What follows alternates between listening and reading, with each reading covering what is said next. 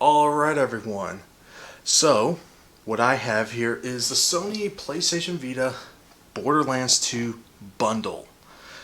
So it includes the new PlayStation Vita, this is the Slim model, the second iteration of the Vita, an 8 gig memory card, and Borderlands 2. I think it's just a voucher code for the downloadable version. So it doesn't actually come with the actual card itself. Kind of sucks if you ask me. I kind of wish they would include the actual card, but hey, what can you do? So this is the Borderlands 2 bundle. It's the Wi-Fi model. So apparently the second iteration of the Vita doesn't have any 3G capabilities at all. So it seems like they pretty much discontinued that version. So let's just take a look at the box. There's the side, here's the back. I will say this, the box design of this, kind of boring, if you ask me. Yeah, you got the screenshot of the cover of the game, but, you know, in terms of everything else, it's kind of a boring design. But nonetheless, enough looking at the box. Let's open this up. Look at this. I didn't even cut the tape off yet.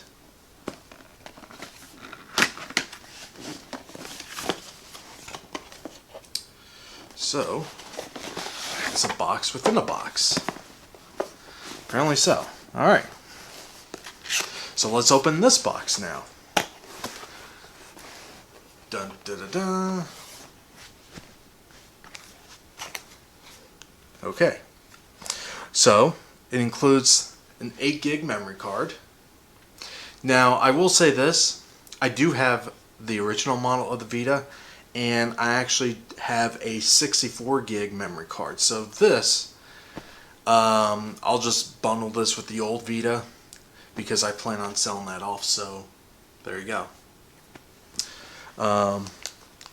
This is the voucher for Borderlands 2. Now, yeah, I'm not going to turn this around because it has the code, but, you know, by the time this uploads online, this code will already be used. Interesting, though, something I noticed is, or what I found out was, that Gearbox didn't port this over. Sony got a studio called Iron Galaxy to port the game over, and Sony's the one that's actually publishing the Vita version. So Sony has pretty much funded the entire project, and it just has Gearbox name on it because it's their property. But yeah, here's the voucher. Let's see what we got here. A USB cable. Now, from what I understand, is that this new Vita doesn't use that proprietary port anymore. It just uses a standard micro USB port. So it's the same plug. You can use the same cable as like on your DualShock 4 controller, for example. Power cable, power brick, all this paper information here. Welcome to the world of PlayStation in different language. Oh wow. That's okay. So remember when the original version of the Vita came out, they gave you actual cards?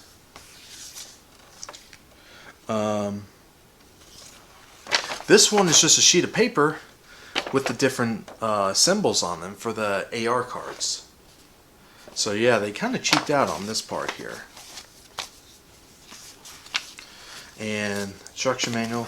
Alright, enough of all that stuff. Let's get to the meat of this unboxing, and that is the actual system itself.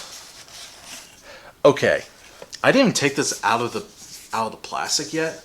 I can already tell this is much thinner than the original and much lighter. I'm actually quite shocked because, you know, I did read the specs on this, but, you know, you can read specs all day long, but once you actually hold it, it's a completely different story. I'm actually genuinely shocked right now.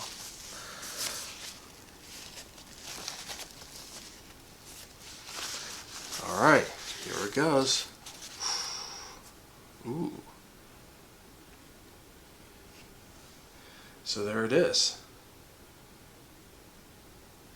Now I will do a comparison video of the old model to the new one. But generally I will say this does look nicer looking.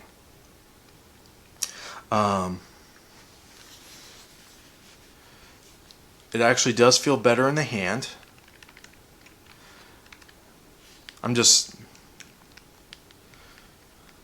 doing a quick overview here. But yeah, I don't want to turn it on yet.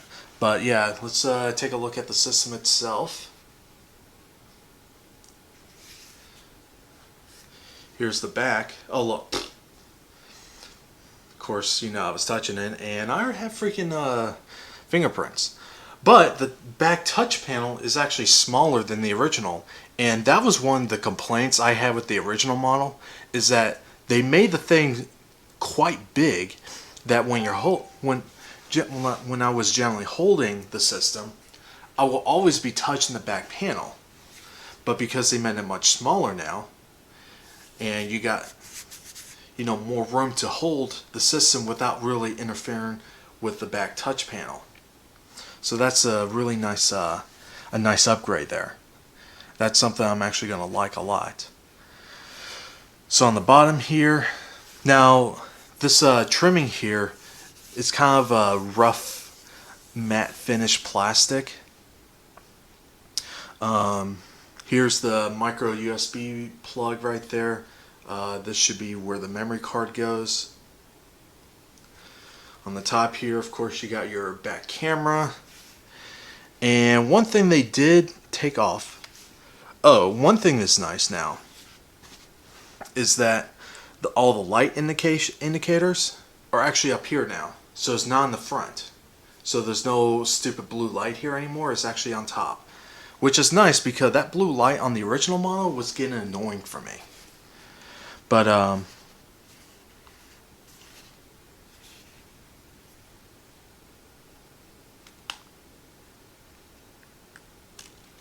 so yeah, up here is where the game card goes.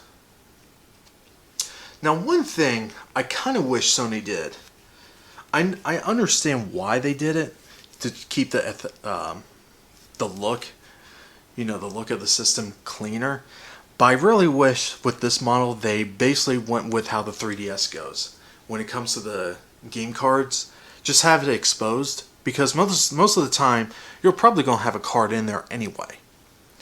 So the fact that you still have this door and there's no real way to open it, you kind of have to jam your fingernail in there and open it up. I kind of wish they just did an exposed version and got rid of the stupid door, but you know, I guess is their way of trying to push digital downloads with this thing. But generally, you know, it is thinner, it is much lighter, and it does have nice rounded edges on this thing. So, you know, the biggest change with this model is the LCD screen. This version does not use the OLED screen like the original model. But like I said, I'm going to do a comparison video between the original OLED model to the new Vita. So anyway, that's been an unboxing video. Like always, have a good one. Like this video. Subscribe if you're not a subscriber. I really appreciate it. Leave comments down below. And share this video to all your friends out there. And later on, I will give a first impressions of Borderlands 2 for the Vita. I never played Borderlands, any of the Borderlands games before, so this is actually going to be my first experience. Anyway, like always, have a good one.